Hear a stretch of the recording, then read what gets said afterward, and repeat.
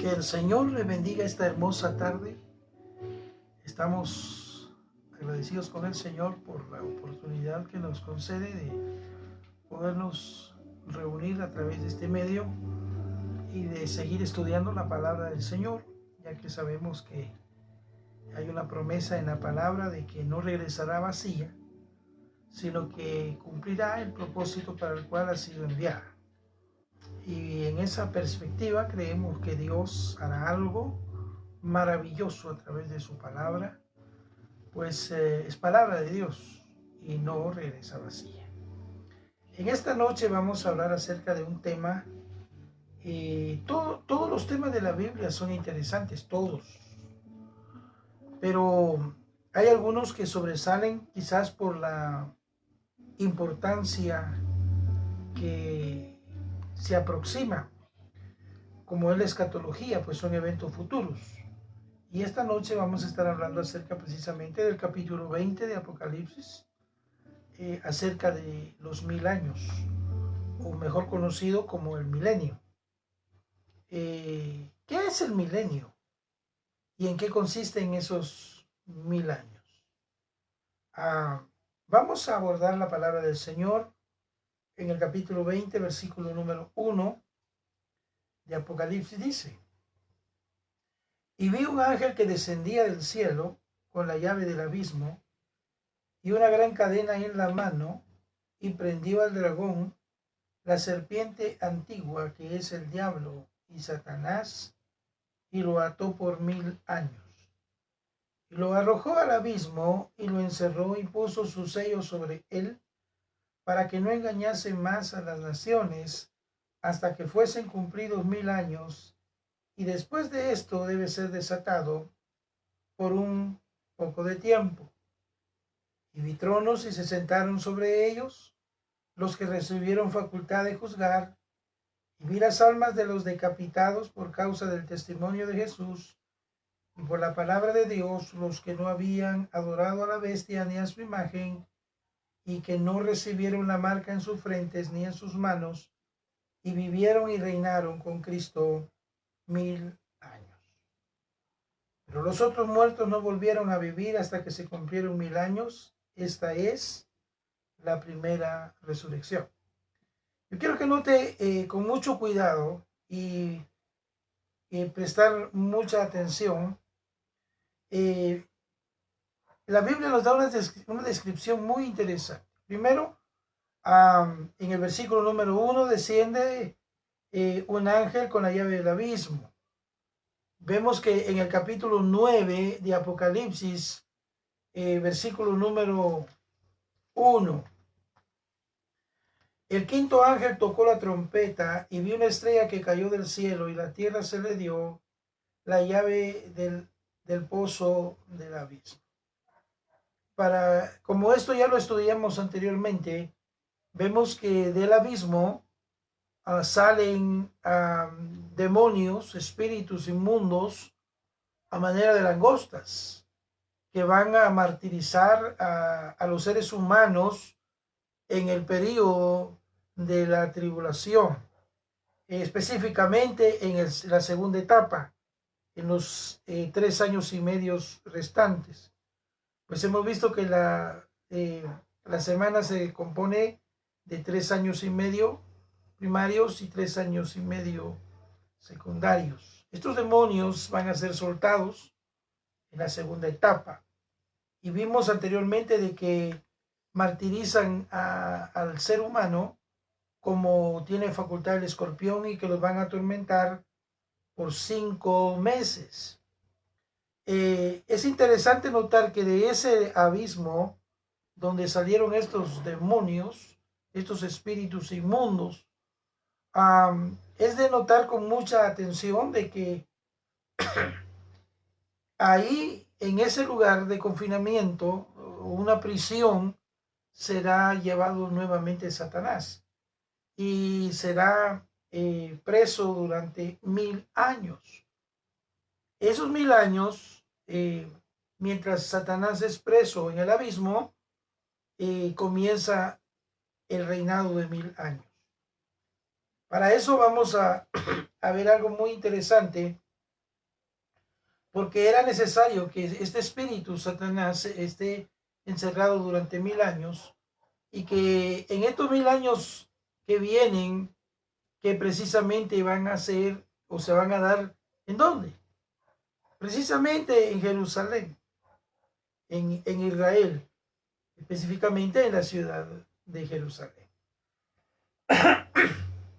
Entonces podemos observar con mucha atención de que aún los mismos demonios, ¿se recuerda usted aquellos demonios que habían poseído al Gadareno?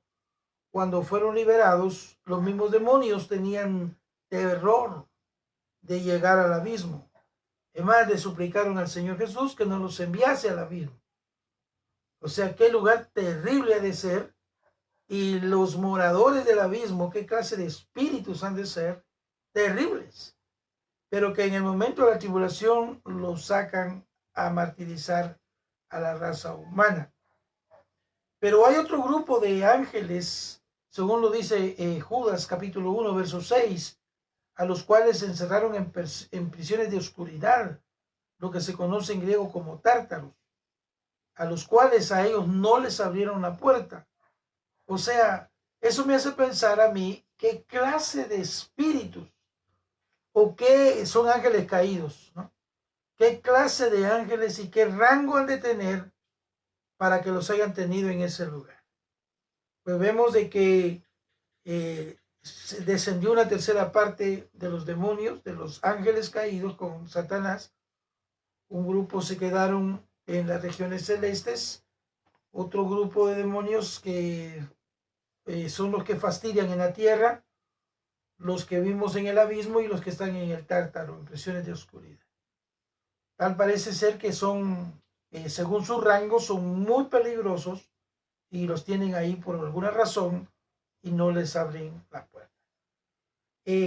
Pero enfatizando sobre los 1000 años, dice la bendita palabra del Señor, versículo 4, y vi tronos y se sentaron, y vi las almas de los decapitados a causa del testimonio de Jesús y por la palabra de Dios, que no habían adorado a la bestia ni a su imagen, ni habían recibido la marca en sus frentes y en sus manos, y vivieron y reinaron con Cristo 1000 años. ¿Quiénes son estas personas que dice aquí que resucitaron? ¿Se recuerda? Estoy haciendo un poco de memoria. Los primeros que resucitaron fueron los del Antiguo Testamento, que vimos que en la resurrección de Jesucristo ellos resucitaron y fueron cambiados de lugar, de un paraíso terrenal a un paraíso celestial. Un segundo grupo, que son los del arrebatamiento de la iglesia, que fueron llevados como novia a la presencia del Señor para convertirse en esposa. Y un tercer grupo, que son los que son evangelizados, con los 144,000 predicadores judíos que van a llevar a toda nación, lengua, linaje y toda tribu. Estos, los que mueran en la gran tribulación, que son miles y miles, estos resucitarán en la venida del Señor Jesucristo.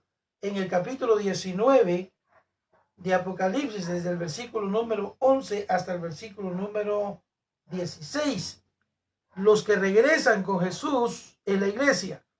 Pero cuando Jesús aparezca en el monte de los olivos, en Jerusalén, estos que murieron, que son los mismos del capítulo 6 de Apocalipsis, están debajo del altar, estos resucitarán hasta la venida del Señor Jesucristo. Ahora, esto es lo interesante y es muy importante poner atención en esto. Y reinarán con él 1000 años. Pero los otros muertos no volvieron a vivir hasta que se cumplieron 1000 años. Esta es la primera resurrección. ¿Cuál es la primera resurrección? Aquellos que murieron en la tribulación en la fe de Jesús, que no adoraron a la bestia, ni adoraron su imagen, ni su marca. Estos van a resucitar en la venida del Señor Jesucristo para entrar al milenio y reinar. ¿Quiénes más regresan con Jesucristo a reinar en el milenio? Lo podemos observar, bendito sea el nombre maravilloso del Señor. Capítulo 19, versículo 14, Y los ejércitos celestiales, vestidos de lino finísimo, blanco y limpio, le seguían en caballos blancos. ¿Quién es eso? ¿Quién es ese grupo que vienen? Es la iglesia. Porque a la iglesia se le ha concedido que se vista de lino fino, blanco y resplandeciente. Esta iglesia, este ejército regresa con Jesús. Note usted que estos que vienen con el Señor Jesús ya han sido resucitados, han sido transformados, según la primera carta a los Corintios, capítulo 15, que serán transformados. Pues carne y sangre no pueden heredar el reino de los cielos. Entonces, al ser transformados, al ser renovados de la naturaleza humana, van a adquirir o vamos a adquirir un cuerpo semejante al del Señor Jesucristo. Entonces, el grupo que viene como iglesia, como novia, ya esposa del Cordero, vienen con Jesús con cuerpos glorificados. Estos también incluyen a los del Antiguo Testamento. Ahora, estos que resucitan en la venida de Jesús después de la tribulación, estos al resucitar también van a tener cuerpos glorificados. Entonces, hay un tercer grupo. El primer grupo que desciende como iglesia, el segundo grupo que resucita con cuerpos glorificados. Pero hay un tercer grupo. ¿Y ese grupo cuál es? Precisamente son los sobrevivientes de la hora de la gran tribulación. ¿Se recuerda usted que Jesús tendrá o guardará a su pueblo con vida, lo preservará en el desierto durante 3 años y medio? Esta preservación los mantendrán con vida. Este grupo de judíos, que por cierto que para ser salvos, para obtener la redención del Señor, tendrán que reconocer a Jesucristo como Señor y Salvador. Los mismos judíos tendrán que reconocer a Jesús como su Señor, como el Mesías que no va a venir, sino ya vino, y van a entender y a reconocer a Jesús para recibir salvación. Estos van a ingresar vivos al milenio. Al ingresar vivos al milenio, obviamente estas personas obviamente no han sido regenerados en el sentido transformados. Ellos van a ingresar literalmente al milenio con sus cuerpos físicos, y todos estos son judíos.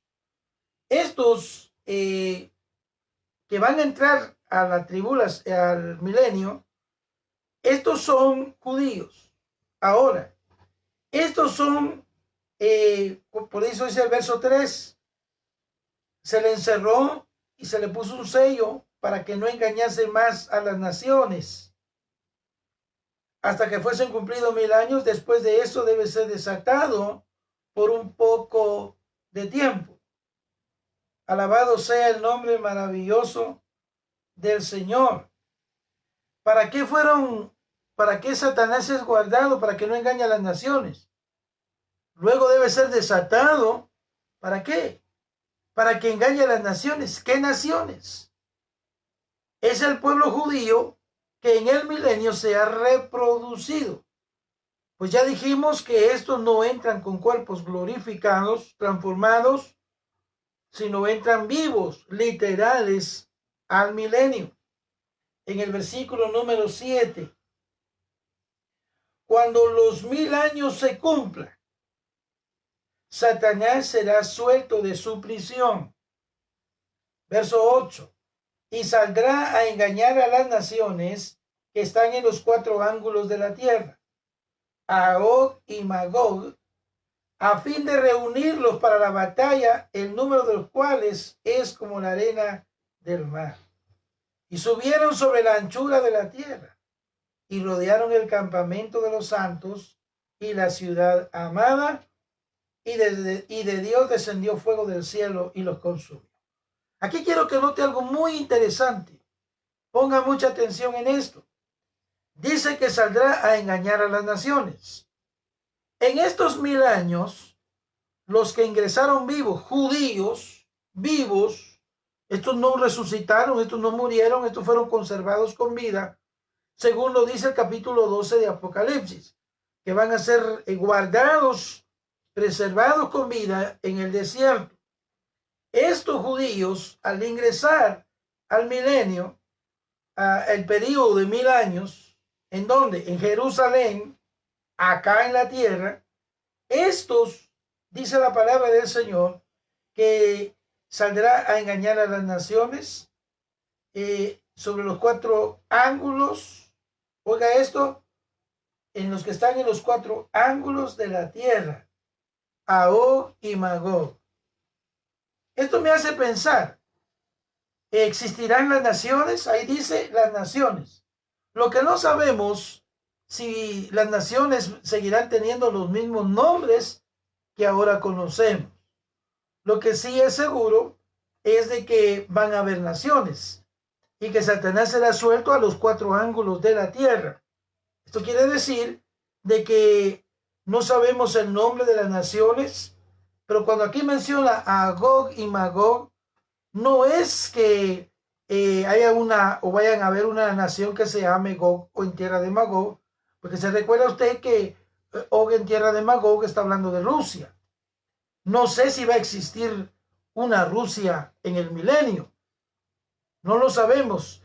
Solamente sería entrar en polémica, pues no, la Biblia no lo especifica, más especifica naciones. ¿Qué nombres van a tener? ¿Los mismos u otros? No lo sabemos. Ahora, lo que es interesante es que al hablar de Og y Magog viene al recuerdo de lo que hizo Rusia, de lo que hizo el Medio Oriente, de la guerra que se utilizó en Gog y Magog y luego Armagedón.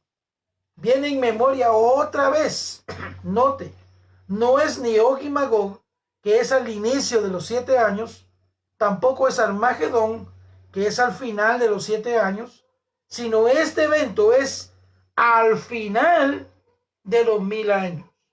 Al terminar los 1000 años, entonces vuelve a ser suelto Satanás por un poco de tiempo para engañar a las naciones. Ahora, aquí surge una pregunta muy interesante. ¿Cómo es posible que estas naciones, que estas personas se vayan a rebelar contra Dios? Pues el que estará reinando en Jerusalén será nada más y nada menos que el Señor Jesucristo en persona. ¿Cómo es posible que hayan personas que se vayan a rebelar contra el Señor después de haber vivido con Él por 10 siglos? Esto solamente entre un paréntesis. ¿Acaso no es lo mismo que pasa ahora?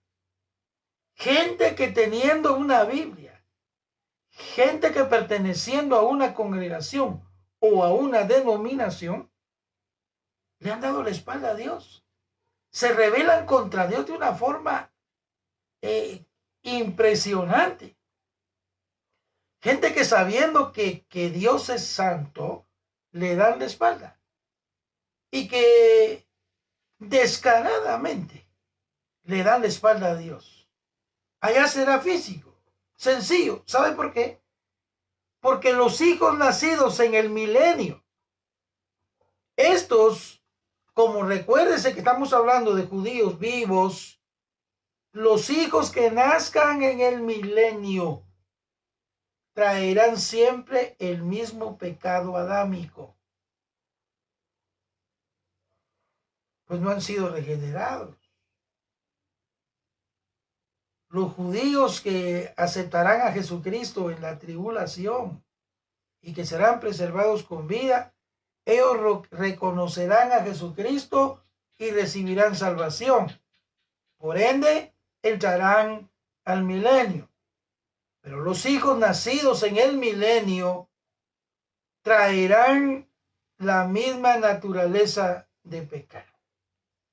Desde este ángulo es comprensible entonces notar cómo el enemigo logrará otra vez su propósito de engañar.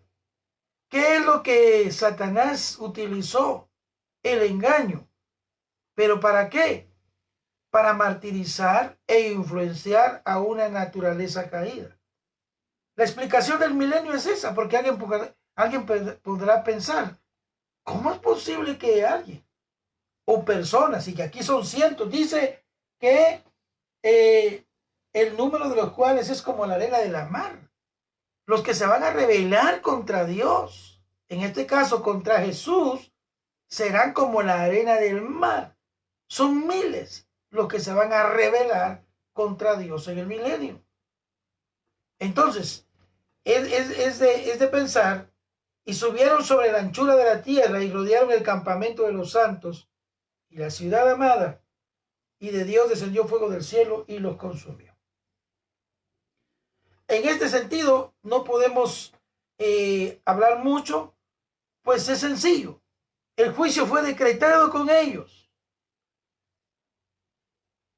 Fue decretado, mas desciende fuego del cielo, aniquilados, pero no como muchos piensan. Descendió fuego del cielo, los fulminó y los desapareció, y ya no hubo más memoria de ellos, como hay algunas sectas y religiones que dicen de que cuando una persona muere, queda en un stand-by, sea bueno o sea malo, y no hay cielo, tampoco hay infierno, sino quedan en un adormecimiento. Y hasta el final saldrán sacados para vida o para condenación. Absurdo. Pues el Señor habló específicamente en el capítulo 16 de Lucas, cuando habló acerca del infierno. Y lo hemos dicho en otras ocasiones y lo seguimos diciendo. El infierno no es una metáfora, tampoco es una fábula ni un mito. El infierno es un lugar real. ¿Cómo lo sabemos? Porque Jesucristo, el Señor, lo predicó. Él lo enseñó. Y gracias a Dios que fue Él el que lo enseñó. Porque si todavía Él enseñándolo, todas las polémicas que existen, ¿qué hubiera sido si lo hubiera dicho algún predicador o algún apóstol? Hubieran serios problemas. Sin embargo, el lugar del infierno es real. Entonces, dice interesante, estamos de acuerdo pues de que serán juzgados en ese momento, cayendo fuego del cielo y los consume. Ahora viene algo muy interesante en esto. Verso 10. Y el diablo que los engañaba fue lanzado al lago de fuego y azufre, donde estaban la bestia y el falso profeta, y serán atormentados día y noche por los siglos de los siglos. Aquí es donde muchos también han hecho su parte en decir que no conciben, no entienden cómo un Dios grande, un Dios poderoso, un Dios lleno de amor pueda condenar al ser humano. En primer lugar, el infierno, como el lago de fuego, no fue creado para el hombre, sino el Señor lo dijo con toda certeza en el capítulo 25 de Mateo. El infierno fue creado para Satanás y sus ángeles, no para el ser humano. Ahora bien, el ser humano va a ir a dar a ese lugar por propia elección. Es un lugar espantoso, es un lugar horrible. Ninguno de los que predicamos la fe nos gusta hablar sobre el infierno, pero sin embargo tenemos que decirlo, porque es un lugar real. Es un lugar donde van a dar las personas que sirven inclusive a Satanás. ¿Se recuerda usted que tiempo atrás hablar de satanismo era muy extraño? Hoy ya es normal. Hoy hay iglesias satanistas y gente que dice que son adoradores abiertamente del mal, específicamente del ocultismo. Entonces, en todo ese sentido, el diablo que los engañaba fue lanzado al lago de fuego y azufre. Muchos tienen la idea de que Satanás anda entre el fuego, entre las brasas, con un tridente que es rojo, con una cola y con cachos. Así lo han figurado. Déjeme decirle que no existe tal cosa. O sea, Satanás le huye al fuego. ¿Sabe por qué? Porque ese será su lugar. Ese será su lugar de llevado al sufrimiento eterno. Y es ahí donde dice que el diablo que los engañaba fue lanzado al lago de fuego y azufre, donde habían ya enviado a la bestia y al falso profeta, y serán atormentados día y noche. No habrá descanso para ellos, específicamente para Satanás, que por la influencia de ese maligno, de ese espíritu maligno, muchos van a estar en el infierno. Pues si sirviendo a Jesús tenemos vida eterna, dígame usted, los que le sirven al diablo, ¿dónde van a estar? Si los que le sirven a Jesús y le han entregado su vida a Jesucristo van a estar con Él en la eternidad, dígame usted, ¿dónde van a estar aquellos que han hecho pactos con el diablo? Aquellos que han sacrificado vidas, aquellos que han hecho cosas horribles, pactos con el enemigo. Dígame usted, ¿dónde van a estar? Sí, en ese lugar de tormento. Donde esté ese espíritu maligno, ahí van a estar sus seguidores, sus servidores. Si algo está sediento el enemigo, es de adoración. ¿Se recuerda usted lo que el Señor le dijo? Todo esto te daré si postrado me adorares. Está hablando de riquezas. Todo esto te daré si postrado me adorares. El Señor Jesús le respondió de una forma contundente. Solamente al Señor adorarás y solamente a Él servirás. Cuando el enemigo le da a la gente dinero, fama, riqueza, ¿a cambio de qué? Sí, de adoración. Toda persona que no adora a Dios, adora al diablo. Aquí no hay puntos medios. Toda persona que dice no adora a Dios, terminará adorando al diablo. Así de sencillo. No existen tiempos medios. Y entonces, he lanzado al lago de fuego. Y esto lo interesante es esto. Vamos rápido por asunto de tiempo, pero en el versículo número 11, oiga esto. Y vi un gran trono blanco y el que estaba sentado en él, de delante del cual huyeron la tierra y el cielo, y ningún lugar se encontró para ellos. Y vi a los muertos, grandes y pequeños, de pie ante Dios, y los libros fueron abiertos, y otro libro fue abierto, el cual es el libro de la vida. Y fueron juzgados los muertos por las cosas que estaban escritas en los libros, según sus obras. El mar entregó los muertos que había en él. La muerte y el Hades, infierno, entregaron los muertos que había en ellos, y fueron juzgados cada uno según sus obras. Y la muerte y el Hades fueron lanzados al lago de fuego. Esta es la muerte segunda. El que no se halló inscrito en el libro de la vida fue lanzado al lago de fuego. Y aquí quiero que pongan mucha atención en esto. Verso 11. Y vi un gran trono blanco. Por décadas,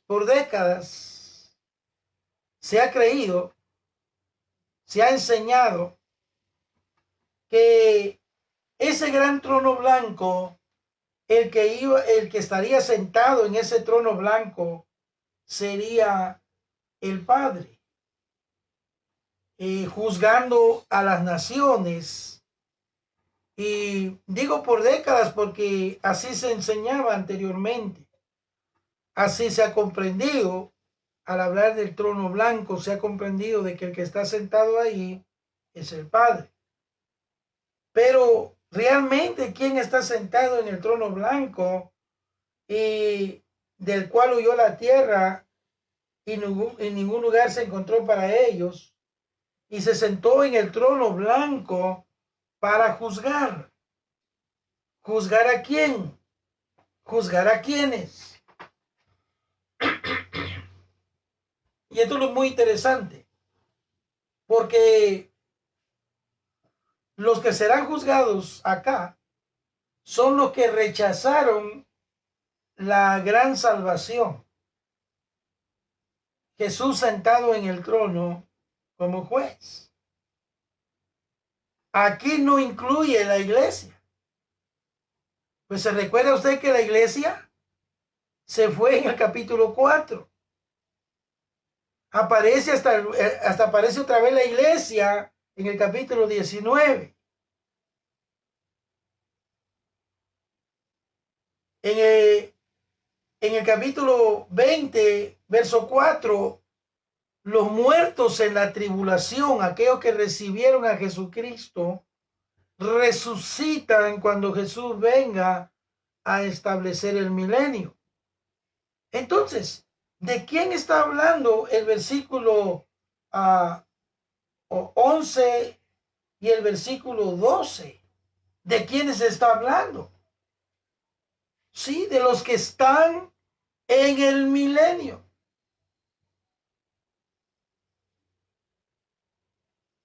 Aquí no hay pretribulación ni en tribulación. Aquí está hablando del milenio. Después de los 1000 años, secuentemente viene el gran trono blanco y el que estaba sentado. ¿Cómo lo sabemos? La misma palabra nos dice.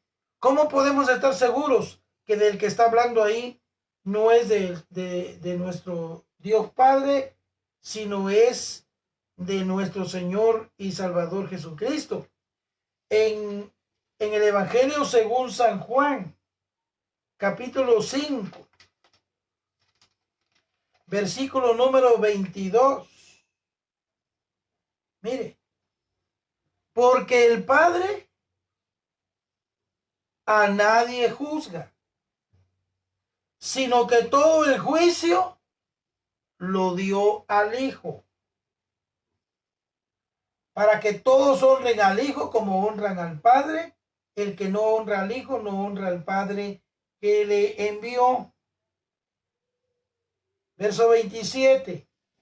Y también le dio autoridad de hacer juicio por cuanto es el Hijo del Hombre. ¿Quién es el que está sentado en el trono blanco? ¿Es Dios el Padre? Pues el Padre le entregó todo el juicio a Jesús. Capítulo 17 del libro de los Hechos, versículo número 31. Por cuanto, oiga esto, por cuanto ha establecido un día en el cual juzgará al mundo con justicia por aquel varón a quien designó, dando fe a todos con haberle levantado de los muertos. Entonces, el Padre, ¿a quién le dio el juicio? A Jesús, el Señor. En ese trono blanco, entonces, ¿quién es el que está sentado? ¿Listo para juzgar? El Señor Jesús. Él estará juzgando. Ahora, ¿por qué los van a juzgar? Primero, porque se han rebelado contra él. ¿Y de qué manera se han rebelado? Gloria sea el nombre maravilloso del Señor. ¿Cómo es que se rebela? Se rebela contra él, contra Jesús. Porque el que estará reinando en el milenio, el que estará sentado allá en Jerusalén, es el Señor Jesucristo. Por eso, el juicio de las naciones, aquellos que rechazarán en el milenio, ¿de qué se va a hablar? Es exactamente de quién es Jesús y la salvación. Pues ya vimos que los que se reproducen en el milenio traen la naturaleza adámica.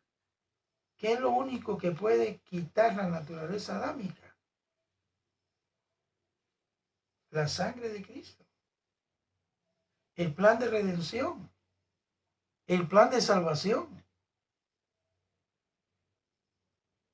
Alabado sea el nombre maravilloso del Señor. Por esa razón es de que en esos 1000 años se reproduce tanta gente y es natural, o más bien es comprensible, de que la gente se rebele contra Dios.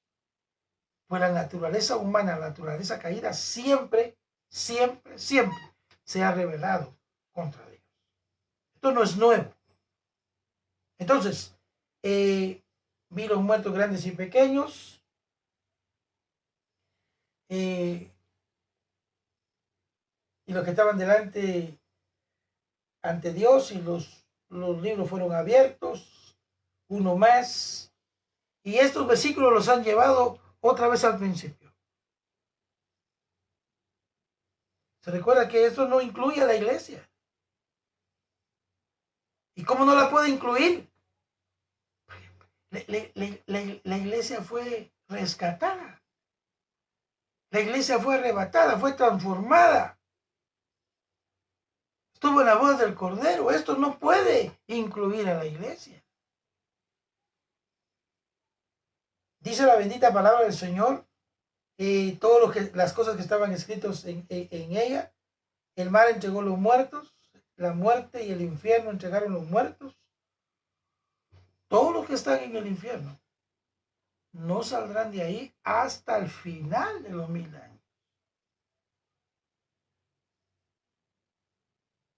Entregarán sus muertos, fueron juzgados cada uno según sus obras. La muerte y el Hades, el infierno, fueron lanzados al lago de fuego, y esta es la muerte segunda. Y el que no fue hallado inscrito en el libro de la vida fue lanzado al lago de fuego. Si usted nota, el infierno entregó sus muertos, los que estaban en él, las almas que estaban en él. La muerte entregó sus muertos. En otras palabras, la muerte solo puede sostener cuerpos. El infierno solamente puede sostener almas, espíritus. Y los entregaron. O sea que la muerte entregará los cuerpos, y el Hades, el infierno, entregará las almas. ¿Para qué? Para ser juzgados. Y estos serán lanzados al lago de fuego. Y esto es muy interesante observar, porque según las escrituras, esto nos lleva a un punto muy interesante. Por asunto de tiempo, posiblemente lo vayamos a hacer una segunda parte, pues esto es muy, muy interesante.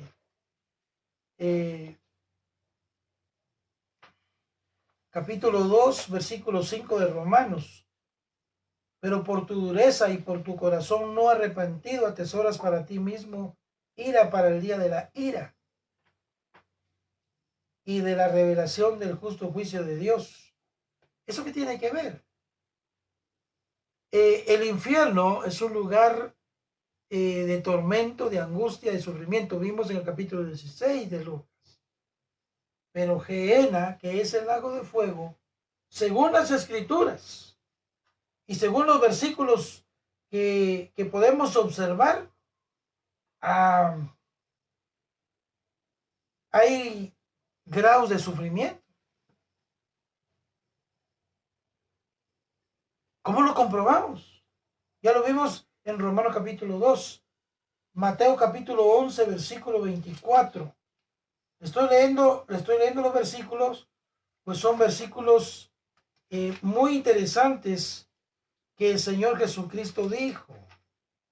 Mire, capítulo 11, verso 24 del Evangelio de Mateo. Por tanto, os digo, ¿quién está hablando? El Señor Jesús. Por tanto, os digo, que en el día del juicio, ¿qué juicio? Lo que estamos viendo en el trono blanco. será más tolerable el castigo para la tierra de Sodoma que para ti. Era una forma alegórica o metafórica de estar hablando, o el Señor que estaba tratando de decirnos. Según el texto, hay grados en el lago de fuego de sufrimiento. Pues él mismo dijo, el día del juicio será más tolerable y el castigo para la tierra de Sodoma que para ti. Y está hablando de Capernaum. Gloria al Señor. Y el capítulo 23, verso 14, siempre de Mateo, capítulo 23, verso 14 de Mateo. Ay de vosotros, escribas y fariseos hipócritas, porque devoráis las casas de las viudas y como pretexto hacéis largas oraciones. Por esto recibiréis, ¿qué cosa? Mayor condenación. ¿No se supone que todos los que van al infierno tienen una misma condenación? ¿Y no se supone que todos los que van a entrar al lago de fuego tienen la misma condenación? ¿Cuál es la diferencia? No, porque según los textos bíblicos que estamos observando, en el infierno todos entran al mismo lugar, pero en el lago de fuego, la gehenna, hay rangos, grados de sufrimiento. No era el mismo, y es el Señor Jesús el que lo está hablando. No iba a ser el mismo sufrimiento para Sodoma y Gomorra que para Capernaum. Pues él mismo dijo, pues si en Sodoma y Gomorra se hubieran hecho los milagros que se han hecho en ti, Capernaum, hace rato se hubieran arrepentido en polvo y en ceniza. Entonces, ¿de qué está hablando? Precisamente de eso. El grado de sufrimiento en el lago de fuego será espantoso y será terrible. Ahora imagínense que los que el infierno va a entregar las almas, los espíritus, el que esté ahí, aquel que rechazó el evangelio, aquel que apareció en el infierno porque jugó al evangelio, rechazó el evangelio. ¿Cuántas veces oyó la luz del evangelio y la rechazó? También para aquellos que cuánta luz tuvo acerca de revelación. Y por A, B, termine perdido. Será una cosa espantosa. Quiero terminar esta primera parte con una bendición. ¿En qué sentido? Mire, para el que confía en Jesús, en la sangre derramada, aquel que le entregó su vida a Jesucristo, aquel que reconoció a Jesús como su Señor y Salvador, automáticamente su nombre está escrito en el libro de la vida. Entonces se cumple lo que dice la palabra del Señor. Alabado sea el nombre maravilloso del Señor. Romanos capítulo 8, versículo 1. Ninguna condenación hay pues para los que están en Cristo Jesús. Ninguna condenación hay para los que están en Cristo Jesús. En Cristo Jesús. Para los que están en Cristo Jesús. Pues el capítulo 5 y versículo 24 de Juan dice que pasó de muerte a vida. Aquellos que han reconocido al Señor Jesús como su Señor y Salvador. Y el capítulo de oro que se ha predicado en todo, digo de oro porque se menciona en el capítulo 3, verso 16, porque de tal manera amó Dios al mundo, un pasaje conocido por muchos. Pero miren lo que dice el verso 18.